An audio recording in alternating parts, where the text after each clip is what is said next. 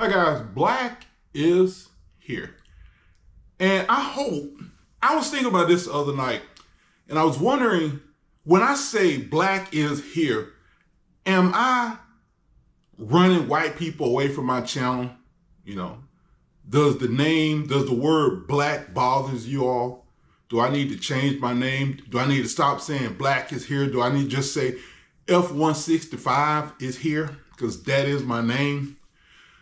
Well, what up, man?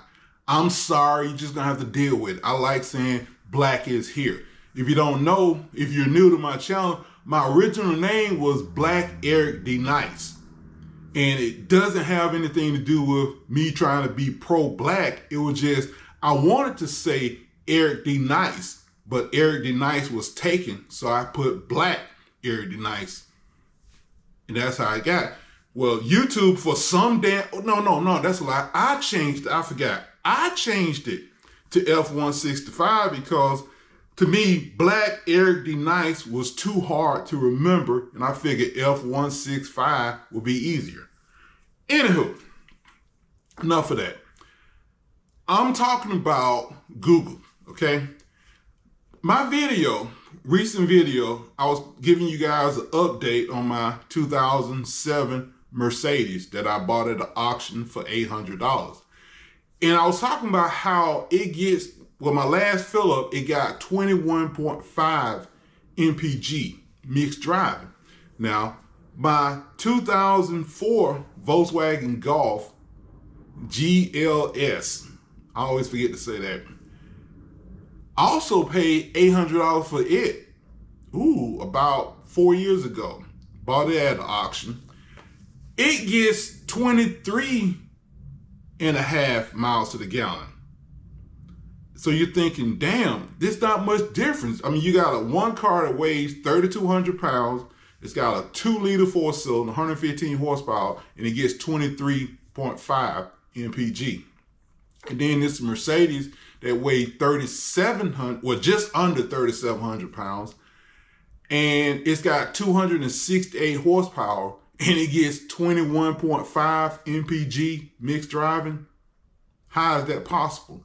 Well, I listed a few reasons why. One of the particular reasons I said that the car had old technology in it, the Golf does, and I said that it did not have an EGR valve. Well, I said that the EGR valve was controlled by the cam. It was built into the cam. And someone left a comment and asked me, what did I mean by that? How is that possible? Well, okay, what is EGR, first of all? Exhaust gas recirculation. Now, from my understanding, yes, it helps emission. Most people just believe, they just like to concentrate on the part of it helps emission, all right?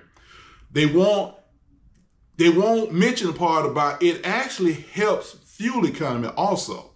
So how does it help fuel economy? From my understanding, when you have a high horsepower engine, or pretty much any engine, especially if it's a large displacement engine, sometimes you don't need all that horsepower, you don't need all that torque. So the engineers, they allow some exhaust gas to go into the engine to take up space. So, because just say this, a normal engine has air and fuel to burn, right? Well, if you put so much air in that engine, you have to put a certain amount of fuel in there, if otherwise it won't run, because the air fuel ratio has to be like what, 14.6 or 14.7 for the engine to run good. Well, by adding some exhaust into that air, you won't need as much fuel, so you save gas. So this is how EGR sometimes can save gas. So all you people who want to delete, I'm going to delete the EGR. I'm going to delete the EGR. You will hurt your fuel economy in some cases, right? Anyway, and the thing is, people don't tell you this, at full throttle, cars that have EGR valve, they don't work. They don't work doing full throttle because full throttle, you want full power. So you want all the air the engine can get. But people don't tell you that. But getting back to this, I was thinking about this last night, and I Googled,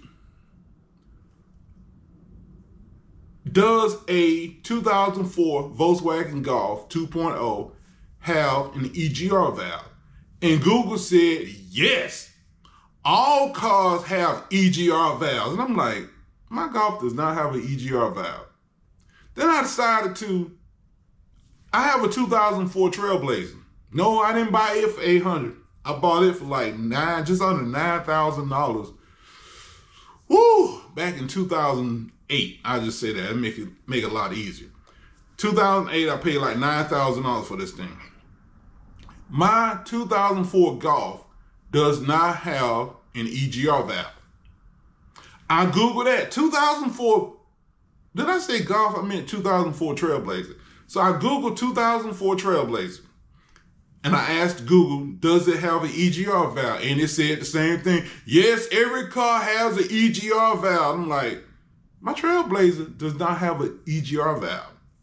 Then I Googled 2016 F-150. My F-150, again, 2016, did I say that? Has a 2.7 liter twin turbo V6. It does not have an EGR valve. I asked Google, it said it did. It does not. When they switched to the second generation 2.8 twin turbo, they do have EGR valves. But the first one does not have EGR valve. I'm gonna get to that in a second, how they run. Give me a second. My 2007 Mercedes C350. Now, I have to look again, but I don't think it has an EGR valve either. So now you're thinking, wait a minute, how can all these cars not have EGR valves? How is that possible? Well, my Cadillac DeVille, it does have an EGR valve. It really does, but the rest of them don't. So how do they get away with that? The Golf, again, the EGR valve is built into the cam. The way the cam is designed, I'm guessing the exhaust lobe closed the exhaust valve early, and it catches some of the exhaust that's coming out. It closes early and it keeps some of that exhaust into the engine, so the engine can pass emission. Okay, that's the way they designed. Don't ask me why. But before you say that's impossible, GM Quad 4, whenever the first Quad 4 came out, it was a dual overhead cam, 16 valve, 4-cylinder. It did not have an EGR valve. And that was the first time I heard of an engine not having an EGR valve, because I thought every engine had to have an EGR valve to pass emission. But GM, some kind of way, they did the same thing with the Golf. They installed EGR they again, I guess they closed the exhaust valve early before all the exhaust can leave, and it holds on to some of the exhaust, and that's how they pass emission. All right. Now, with the Trailblazer has variable valve timing on the exhaust cam only. The intake cam does not have variable valve timing. So I'm guessing that they adjust the cam to close early and grab some of that exhaust before it can leave the engine. The F-150 has dual variable valve timing. It's got variable valve timing on the intake and the exhaust cam. I'm guessing that it does the same thing with the exhaust cam. The Mercedes has variable valve timing on the intake and the exhaust cam. I guess it does the same thing. And that's not the only engines. I got a magazine. It's like from 2001, I believe. I can't remember. Is it the 350? I think it's the 355 or is it 348? But it's one of them Ferraris. They have variable valve timing on the exhaust cam only. And I'm assuming that, I don't know for sure, but I'm assuming they don't have an EGR valve. But I'm not positive on that. And I can't Google because Google's going to say every car has an EGR valve, so you can't Google. But anyway, I just thought I would, make a little video to tell people that that's going on. Not every car is like that, but quite a few cars that have variable valve timing on the exhaust cam don't have EGR valve. Now, why did Ford put EGR on the new 2.7? You got to ask them that. I guess they wanted to make the engine run cleaner, and I don't know. You got to ask for it. As soon as I find out, I'll let y'all know. But if you have any questions, comments, leave them. Dre, y'all have a good day.